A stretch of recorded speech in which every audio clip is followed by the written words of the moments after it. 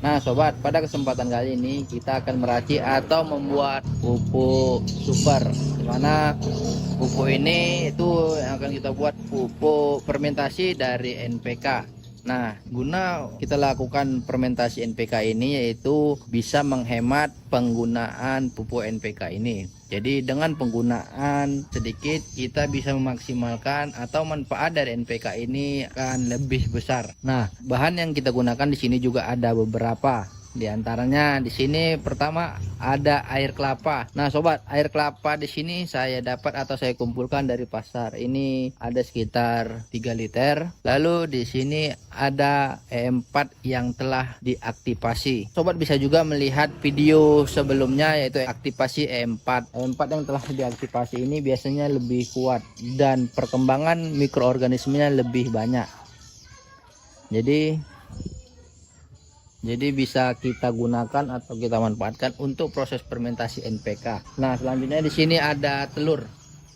Jadi beberapa bahan ini kita bisa menggunakannya untuk pupuk yang super karena kelengkapannya juga sudah kita ketahui dari NPK sendiri sudah lengkap adanya NPK, air kelapa, terdapatnya JPT dan unsur hara lainnya. Lalu pada telur ini kita gunakan atau kita manfaatkan yaitu protein. Bisa langsung saja kita ke proses pembuatannya. Nah, setelah kita menyiapkan air kelapa sebanyak 3 liter, kita bisa mencampur atau memakai 1 butir telur ini. Bisa gunakan telur ayam ataupun telur bebek. Nah, untuk air kelapa 3 liter ini cukup menggunakan 1 butir telur.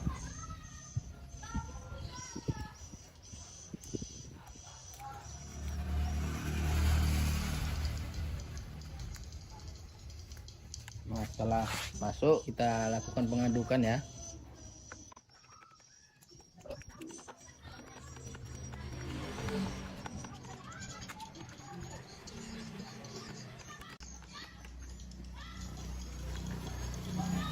Setelah kita masukkan telur dan telah tercampur merata, kita bisa menambahkan NPK-nya.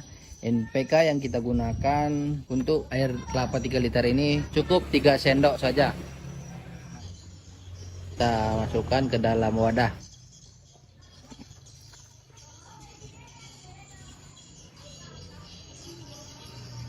Setelah itu kita aduk lagi sampai tercampur merata.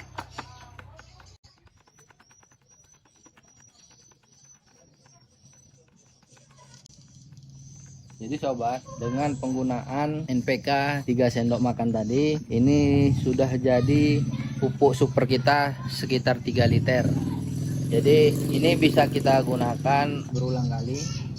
Jadi kalau misalnya ada sisanya bisa kita simpan dahulu. Setelah tercampur secara merata, terakhir kita bisa menambahkan E4 yang telah kita aktifasi. Dan ini sebagai sumber mikroorganisme saat proses fermentasi NPK ini. Nah, E4 aktivasi ini kita bisa menggunakan sekitar 40 mili atau 4 tutup botol ini.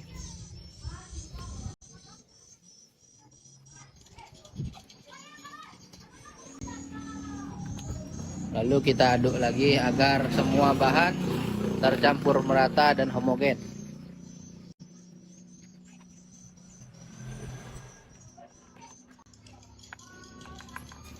Nah, proses pembuatan pupuk NPK fermentasi ini telah selesai. Ini kita lakukan penutupan, lalu kita simpan di tempat yang tidak terkena sinar matahari langsung. Nah, proses fermentasi ini bisa kita biarkan 5-7 hari.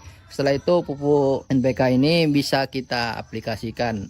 Nah, untuk dosis yang kita gunakan, kita cukup menggunakan 500 ml untuk satu knapsack sekitar ukuran 15 atau 16 liter. Jadi dengan penggunaan NPK yang 3 sendok tadi, kita bisa buat pupuk cair sebanyak 3 liter dan pengaplikasiannya juga kita larutkan lagi yaitu 500 ml per satu knapsack atau sekitar 15 atau 16 liter. Nah, ini cukup hemat dan pembuatannya juga sederhana.